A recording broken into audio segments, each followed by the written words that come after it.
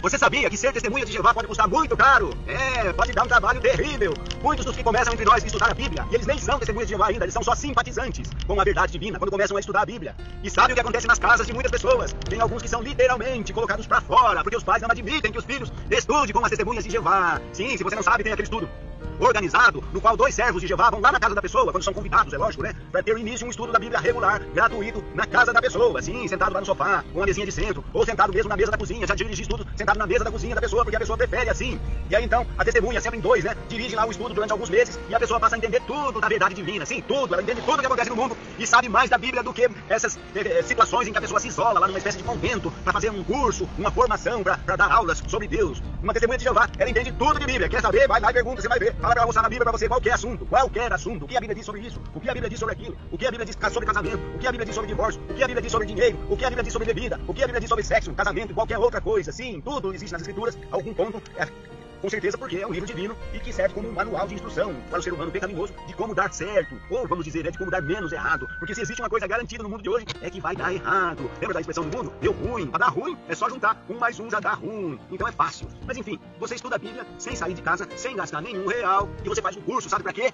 Um curso para súdito do reino de Deus. Súdito do reino de Deus, isso mesmo, súdito. Jesus, o governante celestial, o maior de todos, né, colocado por Deus para governar, ele convida pessoas hoje por meio de um estudo da Bíblia. Sim, ao passo que o governo americano, o governo europeu não tem muito interesse em você, Jesus tem interesse em você e manda os servos dele, né? Aquele que ele disse, vós sois justificados comigo nas minhas provações. Vocês, se acreditarem em mim, também farão as mesmas obras que eu faço. Eu não sei se você sabia, mas Jesus ia de casa em casa lá no primeiro século e ele tinha uma mensagem central, que não era ressuscitar mortos, partir o pão, andar sobre as águas ou transformar a água em vinho. Essa não era a obra principal de Jesus. Leia lá Lucas 8, no versículo 1, e você vai ver o que era a obra principal de Jesus.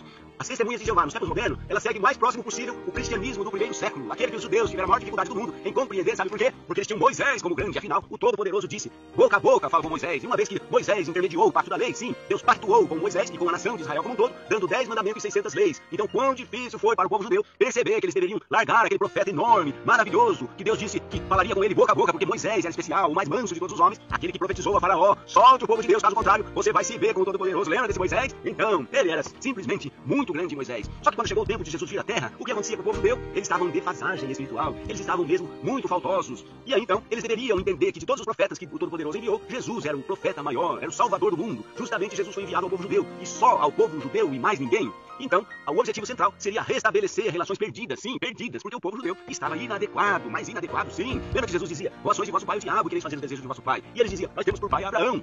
A história era essa, a história do povo de Deus era essa, né, de ter por pai Abraão. Mas uma vez que eles estavam agora decaídos na firmeza, na adoração que se devia ao Todo-Poderoso, mas feito da forma correta, eles estavam sim em má situação. Isso ficou muito evidente quando Jesus, um rei, entra no templo e chicoteia e derruba a mesa dos cambistas. Sim, sabe o que eles estavam fazendo? Vendendo a oferta lá no templo superfaturada, exatamente como a religião dos nossos dias. Ou seja, metendo a mão na carteira, metendo a mão no dinheiro dos outros e usando para isso o nome de Deus. E Jesus ficou irado com aquilo e tombou tudo. E eu acho que ele devia ter feito mais. Mas como se tratava do Filho de Deus, aquele comportamento, alguns talvez olhem e falam, puxa, ele perdeu o controle. Lógico, a casa era de quem? A casa era de quem? E o que eles deveriam fazer ali? Mas detalhe grande para você que pensa que qualquer religião tá bom. Você costuma dizer que qualquer religião tá bom. Sabe quem estava sendo disciplinado ali? A elite do sacerdócio, que baseava na verdade que existia até o momento, que eram os 10 mandamentos e as 600 leis, que conduziram a nação de Israel como um povo especial. E ali naquele lugar, que era reconhecido como santo. Sim, Jerusalém era a cidade santa. Jerusalém foi a cidade santa. E hoje as pessoas têm orgulho de dizer que foi em Jerusalém. Não mais, porque Jerusalém foi a cidade santa. A cidade que atribuiu glória a Deus e também a muitos dos profetas até certo ponto apenas. Sabe por quê? Se você ler a Bíblia, Jerusalém é considerada matadora dos profetas e apedrejadora dos que lhes são enviados. Sim, Deus mandou muito mais do que um único profeta para restabelecer a adoração, restabelecer relação com um povo que foi chamado também de dura serviço. Dura serviço, sim, porque em vez de eles ouvirem o que tinha que ser feito, prestarem atenção no que tinha que ser feito, eles muitas vezes debandaram de Deus. E isso era muito ruim, porque eles não eram um povo que sem instrução, sem direção, não, eles não eram isso. Eles tinham uma direção que era uma elite, que eram muito bons em sentido espiritual, na verdade orientados por Deus, e de uma elite espiritual que bastava prestar atenção e as coisas sairiam todas dentro da ordem. Mas cadê?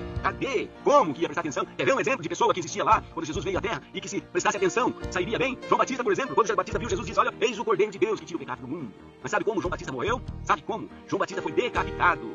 Era testemunha de Jeová. Sim, custou muito caro para muitas pessoas serem testemunhas de Jeová, serem cristãos e seguir o modelo correto do cristianismo deixado por Jesus. Teve muitos que foram disciplinados. Viu falar de Estevão, por exemplo? Ele foi apedrejado. Apedrejar era um costume judeu de fazer uma punição, de dar uma punição na pessoa, baseado nas leis que existiam. Mas esse modelo de apedrejar uma pessoa até a morte só existia quando a pessoa cometia um pecado gravíssimo, né? Por exemplo, se um homem fosse pego com uma mulher de outro e a mulher tivesse um compromisso, provavelmente o camarada seria apedrejado até a morte e ninguém ia se atrever a impedir, jamais, porque aquilo lá era um mandamento que existia na lei, entendeu? Mas custa caríssimo. Hoje também alguns são banidos de casa, algumas esposas talvez apanhem dos maridos, né, por estudarem a Bíblia e uma série de outras coisas. Eu, por exemplo, perdi a minha conta do aplicativo só porque eu preguei no carro as boas novas de Deus.